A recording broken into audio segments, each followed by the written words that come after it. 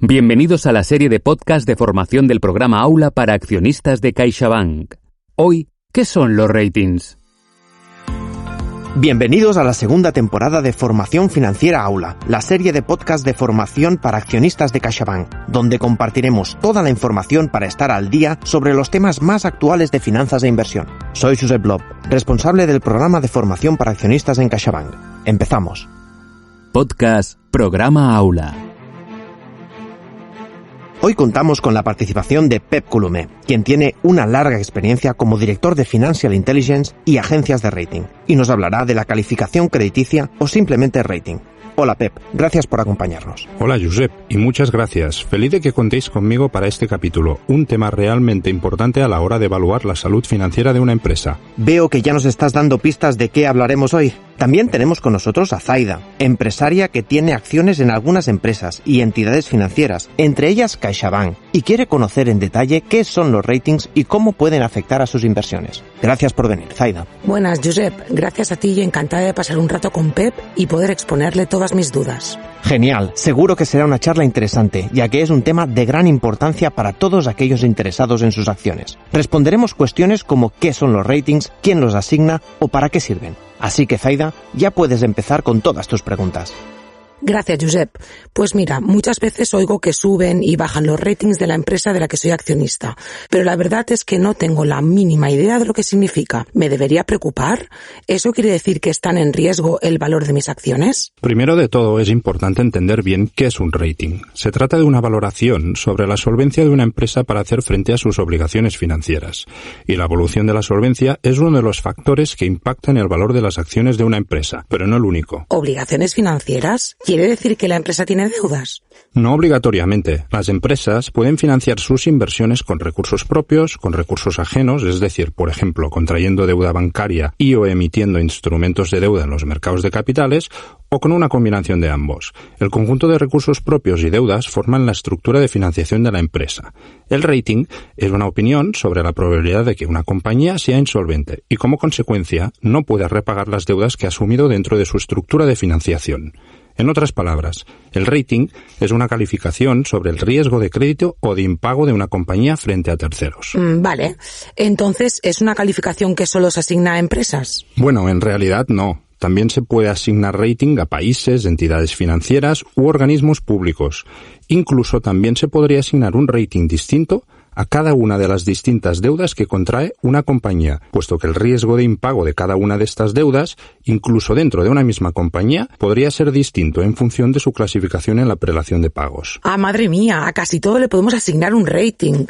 Sí, la verdad es que sí. ¿Y quién realiza estos ratings? ¿Las mismas empresas? No, los ratings los asignan unas empresas independientes especializadas en valorar el riesgo de crédito o de impago de deudas. Son las conocidas como agencias de calificación crediticia o de rating, que probablemente te suenen de la pasada crisis financiera de 2011-2012, cuando tuvieron mucha repercusión mediática, puesto que revisaron el rating de España a la baja en varias ocasiones debido al deterioro del entorno económico. Pero volviendo a tu pregunta, el sector del rating está dominado por 3 agencias de calificación crediticia que conjuntamente representan el 90% del sector. Estas 3 agencias son S&P Global, Moody's y Fitch Ratings. ¿El 90%? ¿Sí que está concentrado el sector? Sí, históricamente ha sido un sector muy concentrado. Dicho esto, el 10% restante está muy diversificado y existe un gran número de agencias de rating más allá de las 3 grandes, entre las cuales destacaría DBRS Morningstar, que en los últimos años ha experimentado un crecimiento relevante hasta alcanzar cuotas de en torno al 2-3%. ¿Y en el caso de CaixaBank, tiene calificaciones de alguna agencia? Sí, así es. Para responderte a esta pregunta, primero hay que diferenciar entre 2 tipos de ratings. Por un lado, los ratings solicitados, que son los que la empresa pide a una agencia que la revise y califique, y por otro lado, los ratings no solicitados, que son aquellos que la agencia asigna de forma unilateral a la empresa. A día de hoy, CaixaBank tiene calificaciones de Standard & Poor's Global, Moody's, Fitch Ratings y DBRS Morningstar. Adicionalmente, existen otras agencias que también asignan rating a CaixaBank. ¿Y las agencias asignan alguna fecha de validez para los ratings? Las agencias no definen formalmente una fecha en la cual un rating no es válido, pero deben revisar sus evaluaciones con periodicidad anual, sin perjuicio de que actualicen su valoración incluso antes si existe algún hecho, por ejemplo una fusión, que consideran que podría afectar la capacidad financiera de la empresa.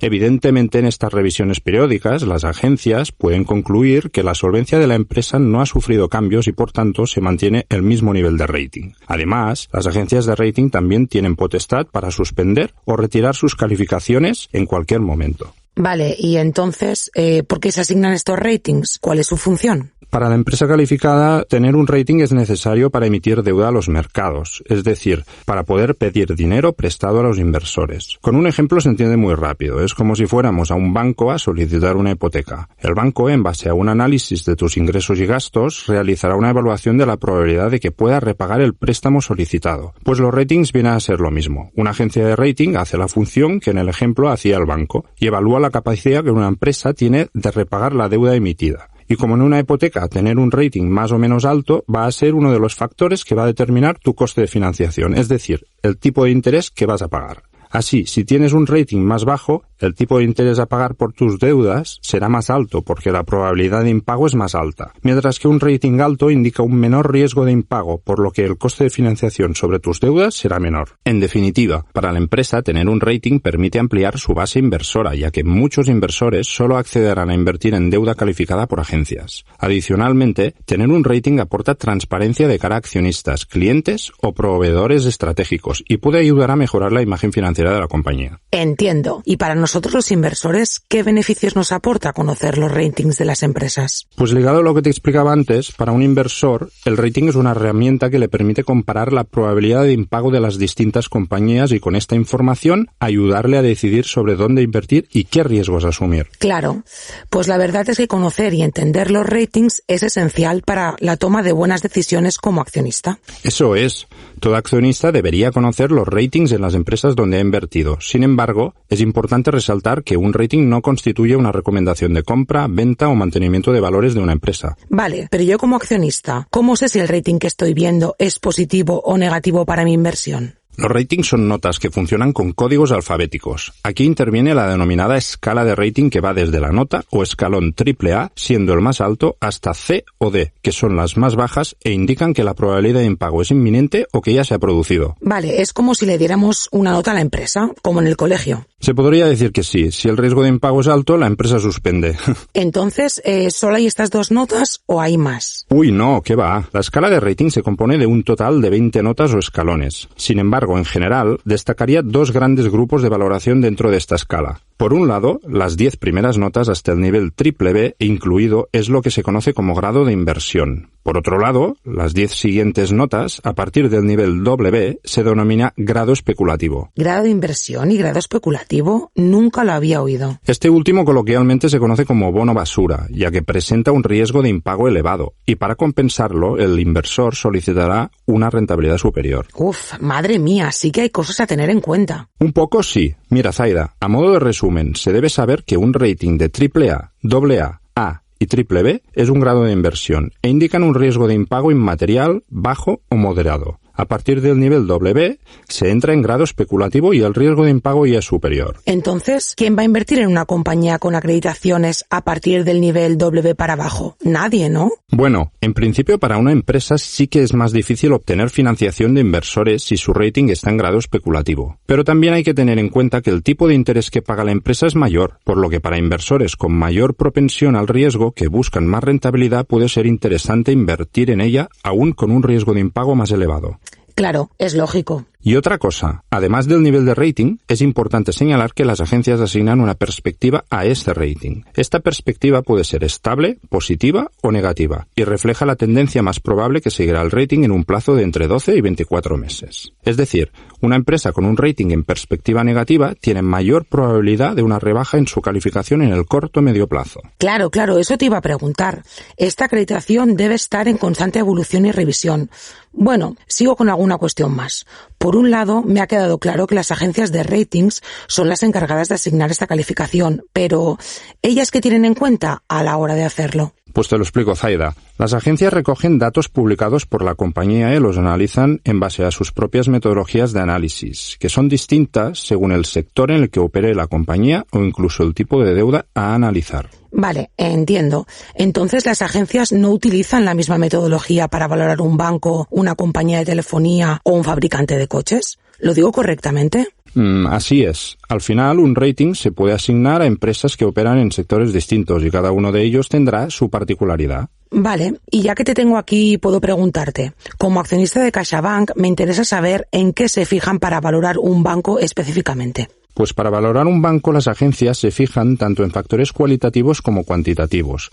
Entre los cualitativos destacan el modelo de negocio, posicionamiento de mercado, nivel de diversificación geográfica de los ingresos, credibilidad de los objetivos estratégicos y capacidad del equipo gestor de alcanzarlos. Los factores cuantitativos están relacionados fundamentalmente con el perfil financiero de la entidad. En concreto, las agencias realizan un análisis de las métricas de solvencia, rentabilidad de los activos y liquidez de la entidad en términos relativos al sector. ¿Y las agencias de rating también tienen en cuenta la situación económica de un país cuando califican a un banco? Sí, Zaida, por supuesto. De hecho, la situación económica de un país es un factor con un peso relevante en el rating de un banco. El entorno económico en el que opera ese banco condiciona directamente su perfil financiero y, por tanto, su solvencia. Por lo general, el rating del país suele ser una buena referencia del rating máximo al que un banco puede optar si su actividad se centra fundamentalmente en ese país, como es el caso de CaixaBank, aunque puede haber excepciones. Claro, tiene sentido. Es imposible analizar una compañía sin tener en cuenta la situación del entorno que la rodea. Pero oye, ¿has dicho que hay excepciones? Sí, ciertamente. La principal excepción al límite del rating de país se da cuando se califica una entidad con una actividad muy diversificada geográficamente. Es decir, una entidad que opera en muchos países podría mitigar el impacto negativo que el deterioro económico de su país tendría en su perfil financiero con una mejor situación en el resto de países en los que opera. De este modo, la solvencia financiera del grupo no se vería tan afectada como la de una entidad con una actividad estrictamente doméstica. Para acabar, hay una cosa que no me ha quedado muy clara entonces.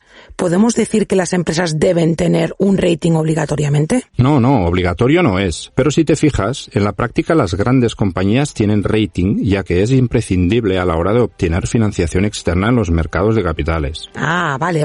Pues duda resuelta también. Muchas gracias, Pep. Me ha quedado bien claro en qué consisten los ratings y por qué es importante conocerlos como accionista. Genial, Zaida. Muy contento de haber podido dar respuesta a todas tus preguntas. La verdad es que ha sido una conversación muy didáctica e interesante. Todos hemos aprendido algo con tus explicaciones, Pep. Muchas gracias a los dos por vuestra aportación al podcast Formación Financiera Aula. Ya tenemos otro capítulo donde hemos profundizado en temas de finanzas e inversión. Espero que nuestra audiencia haya quedado encantada con vuestra conversación. Hasta pronto. Muchas gracias por vuestra atención. Esperamos que hayáis disfrutado del cuarto capítulo de la segunda temporada de Formación Financiera Aula, los podcasts de formación del programa Aula de CaixaBank. No os perdáis el siguiente capítulo con Oriol Aspacs, director de Economía Española de CaixaBank, sobre el nuevo contexto económico caracterizado por los datos en tiempo real. No os lo perdáis. Podéis escucharnos en Spotify, iVoox y las principales plataformas, así como en la web corporativa de CaixaBank. Un saludo y gracias por la confianza. En CaixaBank no nos hacemos responsables de la opinión de los expertos y colaboradores, ni nos identificamos necesariamente con sus opiniones proporcionadas en estos podcasts.